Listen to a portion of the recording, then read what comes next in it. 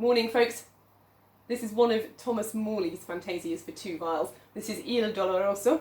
I'm doing all of these, but not necessarily all in the key in which they were originally written. There are lots of transposed versions of these because they just fit beautifully on two of any size of viol. This one we will do in its original key. It fits very well on treble and tenor. We're going to look at the treble part, the top part of the two. First things first then, Il Doloroso. It's not a cheerful title, is it? Mournful or grieving. There are several of these fantasias that are really quite uplifting and quite cheerful and quite lively. This is not one of them. So we need to bear that in mind as we play it and we pick things like speed and we talk about style.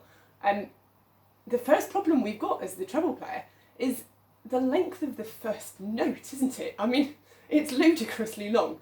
And the problem is, the additional problem is that we have no control over the speed because we put the first beat down and then the tenor player dictates the speed for the first bar and a half, and we've just got to hope that they don't set off too slowly and we don't run out of bow. So I wonder whether we might think about what sort of speed we would like this thing to go at, and therefore what we might ask our tenor player to do at the beginning, by looking at a bar that's got a bit more happening in it. So I wonder about bar 18 in the treble part. And I'm going to suggest that that has a little bit of movement in it, and it might go something like this.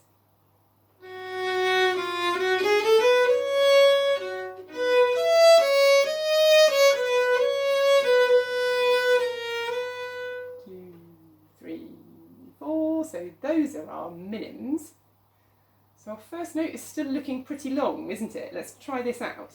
3, 4.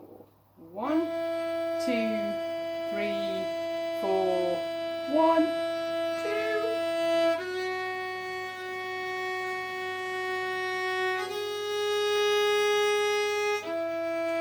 Let's just stop right there a second. So, what are the things to think about? I would start this on a forward bow.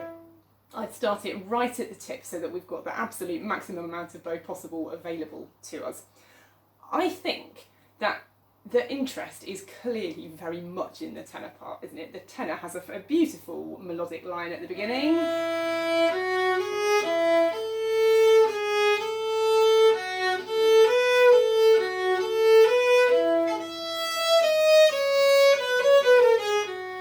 So really, folk are going to listen to that, aren't they? Not to the treble department with half an hour of F at the beginning. So what is your main job then in here? I think the main job is to play a really nice F, and not one that sounds like you're hoping you're not going to run out of bow because you know it's a really long note, and one that doesn't crunch when you change onto the G. So there's an art to keeping out of the way but contributing a really beautiful sound. You need to be really, really relaxed in this arm. You need to make use of the middle finger on the bow so that your sound comes from the finger that's on the hair, but that your ring finger is just helping to steady the ship and take some of the weight. So it's a very gentle, just start. What I would not do is start with my bow on the string, held in place, thinking, about to start, please don't make a terrible sound, please don't make a terrible sound. You've got no chance. I would start with your bow just very slightly off the string, and I would imagine that you're already making a really beautiful sound. And then I take a deep breath and just go. Don't think about, I'm starting now. Sound is already going, the thought is already going, and you just kind of move in to join it. It is hard starting this sort of thing. I think you've just got to think about if you're too near the bridge, it's going to do that. If you're not close enough because you're trying to keep out of the way, it's going to do that. So find the best place on the string where you can guarantee yourself a good sound. And then just distribute your bow really carefully. I wouldn't try and do any fancy shaping with it. Don't start it with a great kick and then none of this stuff. Just keep out of the way but make a beautiful sound. Let's try it. 3, 4. 2, 3, 4, 1, 2.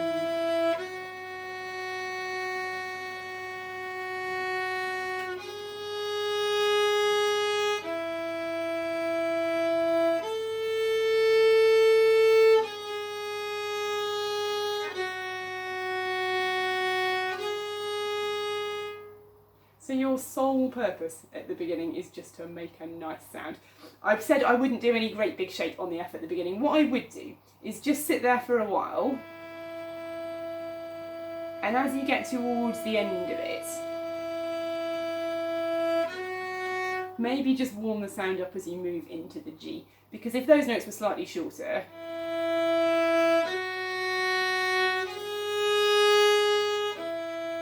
we'd go for that kind of shape at the beginning, wouldn't we? We'd build up to the A and come back down to the F. Actually, maybe thinking of the word Doloroso. So you might just think words are useful for thinking about the way you shape this thing. A lot of talking about the first few bars, but actually I think they're some of the hardest bits to play. Let's do it again with the intention of going on this time. So you're at the tip, you're very, very relaxed with this hand. You're making use of your ring finger to just make things feel a bit less precarious. You're thinking the sound that you want, you're thinking the speed that you want. You're not tense and ready to go. You're just going to begin really gently. 3, 4. 2, 3, 4.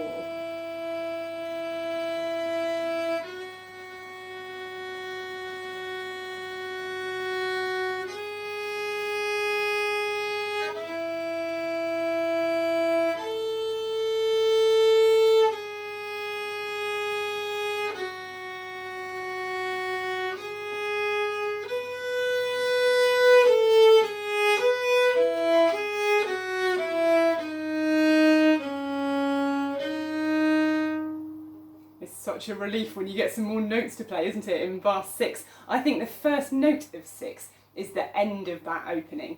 So 5, and this A is the end of it, and then it moves on from there. You might actually consider playing the first note of bar 6 as a stopped A. So the one in bar 5 would be an open string.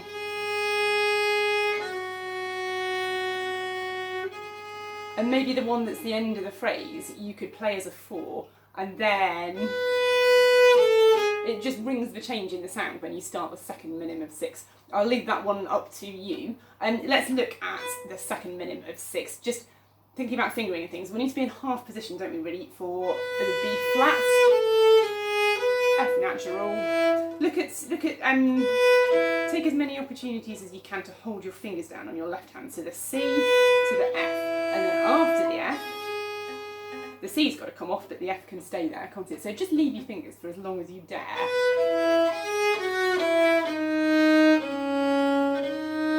And it fits really nicely in half position. We'll play from the second minim of 6 then. Starting at the tip on a forward bow will be how it comes out. And then if we like it, we'll go on. This is bar 6 and 1.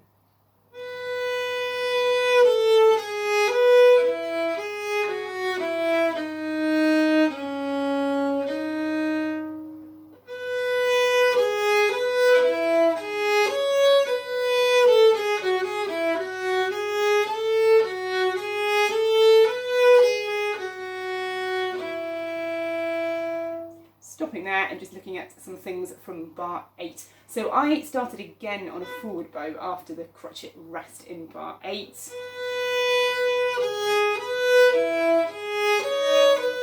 Just because it sorts the bowing out very nicely for the whole of the rest of that phrase. We started in half position because that's where we were before, but I think in bar 9 it's quite nice to keep all of that on one string rather than...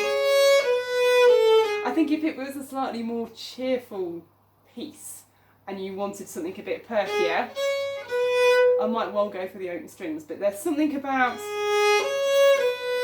just keeping it all on one and not interrupted. So I would play a 4 on the D in bar 9, 2 on the C, reach back for the B flat, 2 on the G, 4 on the A, so that we're not crossing the string, windmilling backwards and forwards in the quavers. You've got to reach back then, haven't you, for the F natural. And I'd stay in half position.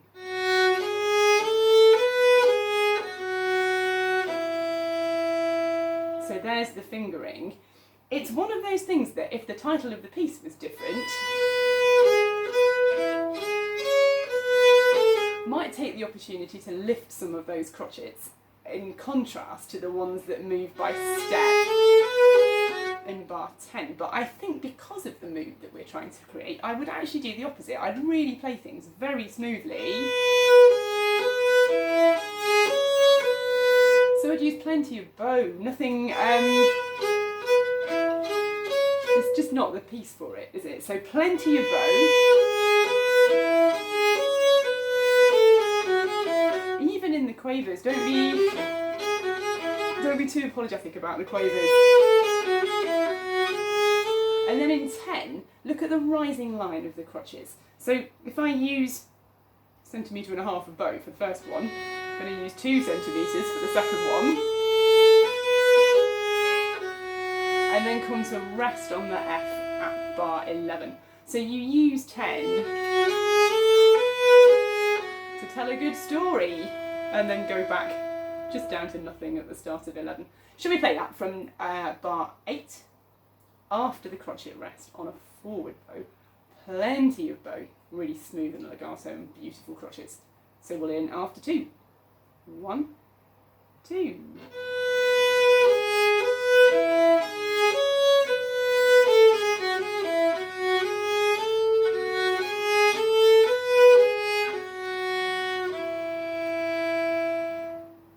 Tiny extra bit of phrasing, bar 9.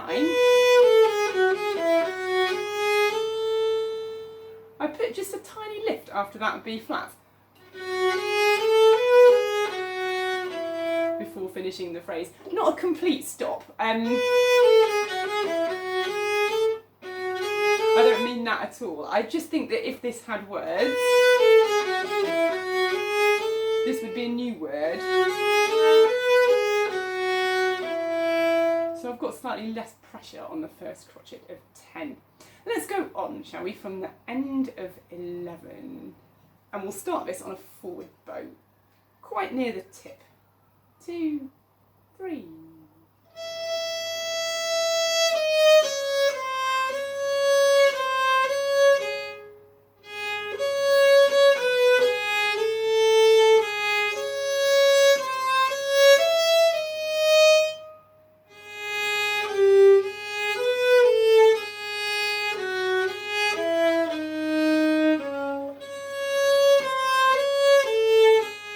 Stop there. So a few things to think about in here then. The end of 11, we started forward, and I'd start it in first position on the second finger for the F, because I'm going to want a 4 for this D, rather than too bright, I think, for this sentiment.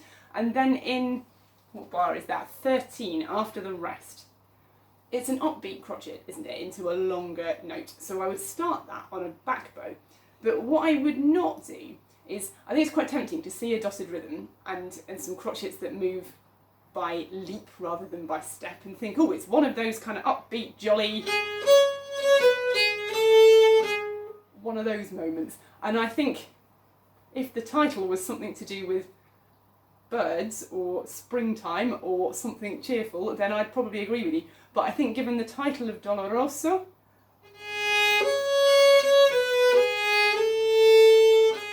if you thought of words for that and the words were something about the birds they finally chirp, then you'd want it kind of lively, wouldn't you? But I think this is more likely to be my grief and my lamenting. So just have in mind the sentiment that the title tells us about. Let's look at the rest of that. I'd be inclined to use a 4 for it.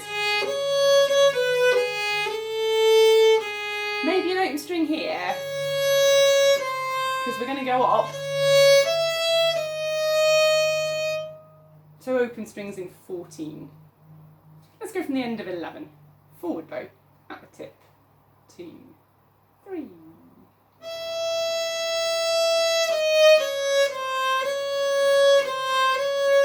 Back bow.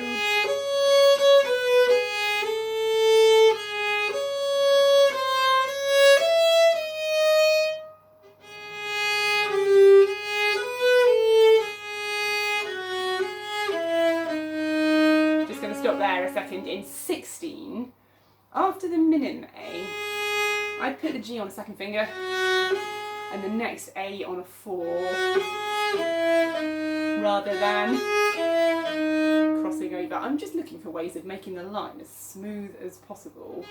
So this is 16, 2, 4, 1 on the bottom D, 4 on the top. Hold it down at the bottom, reach back for the flats.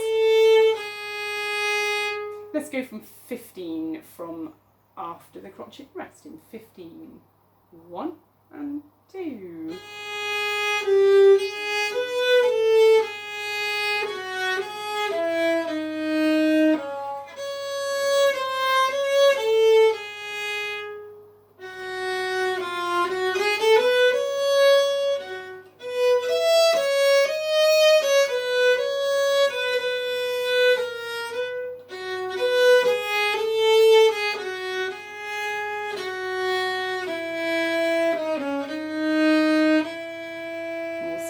For a second. So this is bar 18 after the rest, where you first come in. Forward bow, I think. And again, just I'm inclined to use a 4 rather than really triumphant bright top string, and you've got to come back down to the G after it anyway. And I'd like to join the last note of 18 into the first note of 19 rather than long way to go. So that's a 4th finger in 18 and a 2 at the start of 19. Then we've got a bit of a problem because all 3 notes at the start of 19 are on the same fret but on different strings. I think what I would do is take 18, that as a phrase, shift a second finger over, and then chordal finger the C to the F in 19. If this was a bass and there was slightly more space on the fingerboard, I might do something ridiculous like use a different finger for each note. I just think life is too short and the fingerboard is too small. So I would take where you're going to take a breath after the first crotchet of 19, use that as the chance to move your fingers over, and then chordal finger this.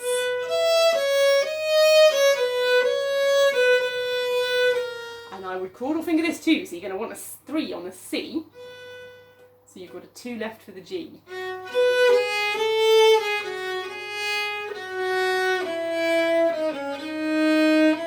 One other fingering thing where we've just got to, this is 22, I'd be inclined to play the pair of quavers all on the C string, so 4, 2, and then maybe an open E to go there. Does that make sense? 22. Bowing wise, in 20, after the end of that phrase on the C, I would tuck another back bow in, because I think the phrase starts with 3 upbeat crotchets. If you look at 19 from the second crotchet of the bar, I think you get 3 upbeat crotchets to here, and 1. And I think it's the same here, and 1.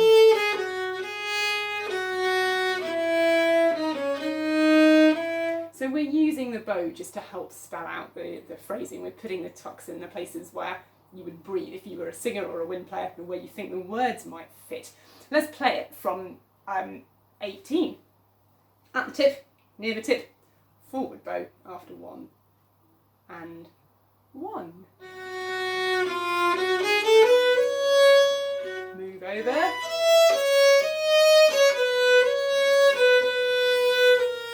Tuck.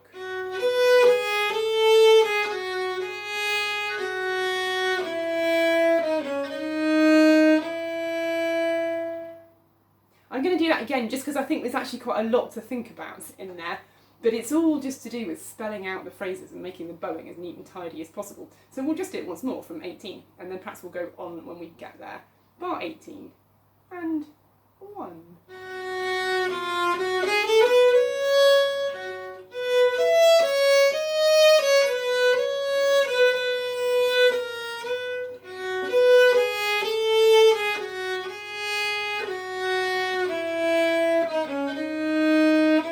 Going on.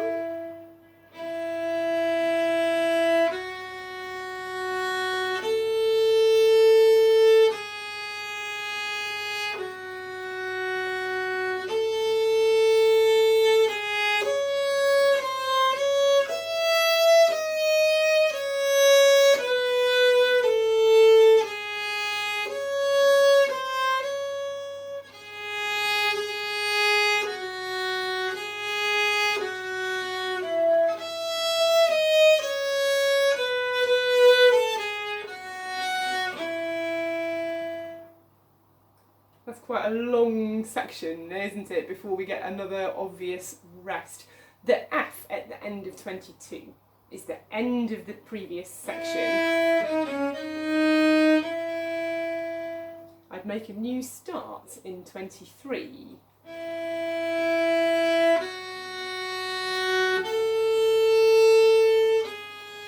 And it could be that opening word again, couldn't it? Doloroso. And again, your tenor player has far more to do, so your job really is just to make a beautiful sound in there. And the notes aren't so long, so you can use plenty of bow. Nothing too loud. Just a really nice sound.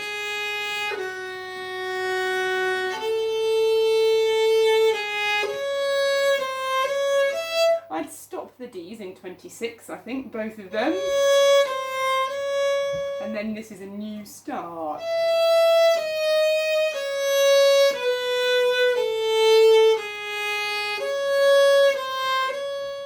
That's the next phrase end, isn't it? So really gently on the D in 28, that is. So that this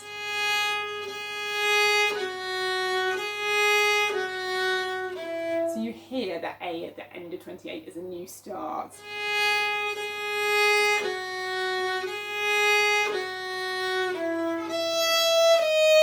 Just watch in 30. There's a real risk, isn't there, on octave leaps, especially when they're going up, that the bottom note gets used as a kind of springboard to head where you're going next.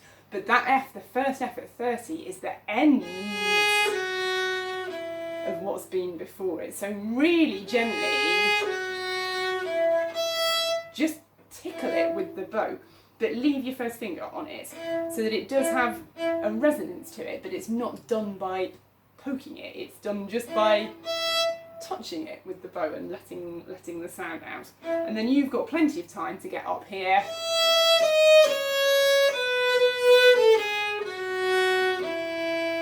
Tiny little skipping triple time there. Just lift the crotchets a bit in 31. Lots of triple.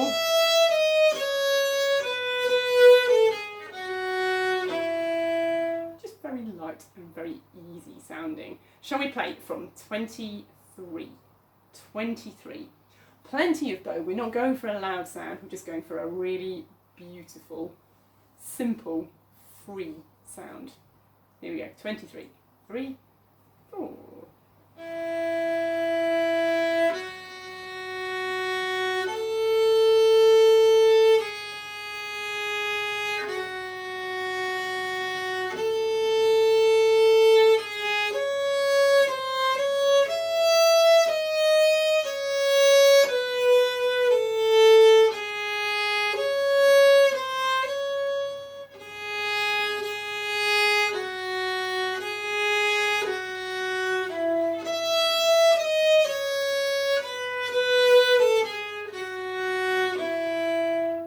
The bowing in 30 is a little bit awkward, isn't it? You sort of want that to come with the minims on a forward bow. It doesn't come out that way, and I wonder if it matters. You could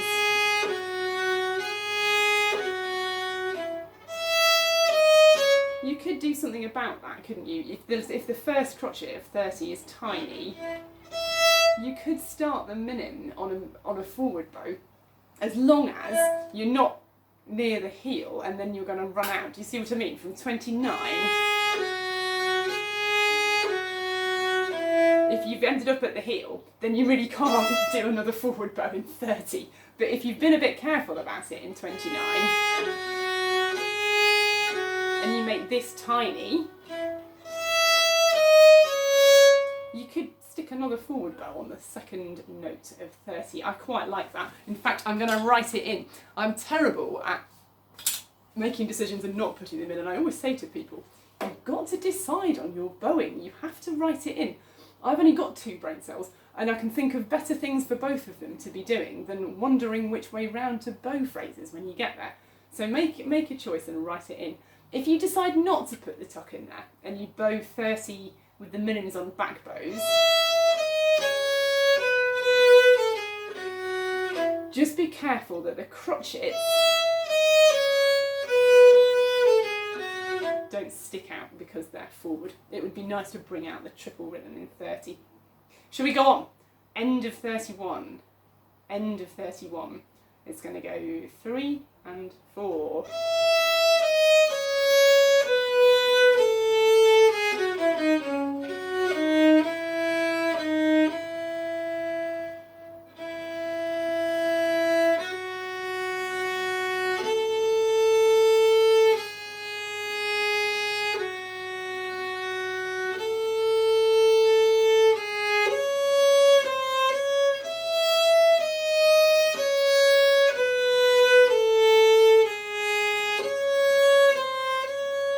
Sounding familiar? We've played all of this, haven't we, already, apart from the little bit at the end of 31. I'd start that on a forward bow.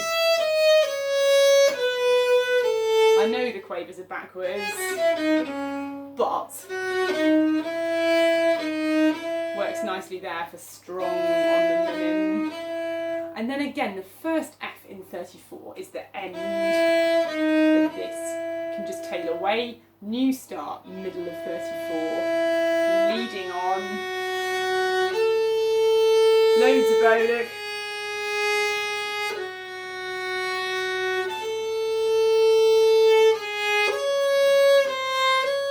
So thinking about those semi-breves, there's plenty of stuff going on in the tenor. You can just decide which ones are more important than others. So I would use the F to lead to the G, to lead to the B flat, to relax onto the A a bit. So they're not all equal in shape, but they've got plenty of bow to them. Shall we play, let's play the end of 31 together. Starting on a forward bow, and I think you still need to be in half position because of the B flats and F naturals coming up. End of 31, 3, 4.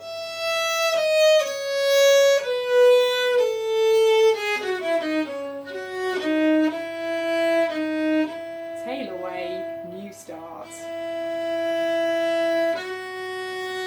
More here, falling away.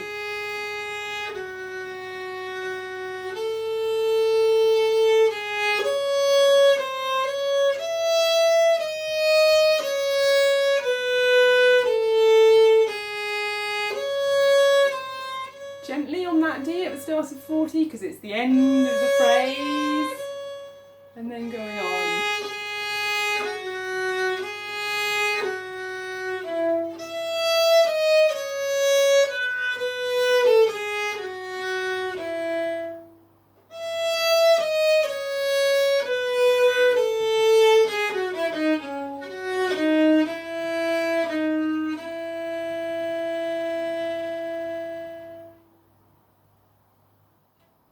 Let's play it through then, shall we? Do you remember at the beginning? Really relaxed bow, really relaxed right hand, bit of support from the ring finger on the hair, not hanging on for dear life, not worrying about running out of bow, just starting very gently, making a beautiful sound. 3, 4, 2, 3, 4.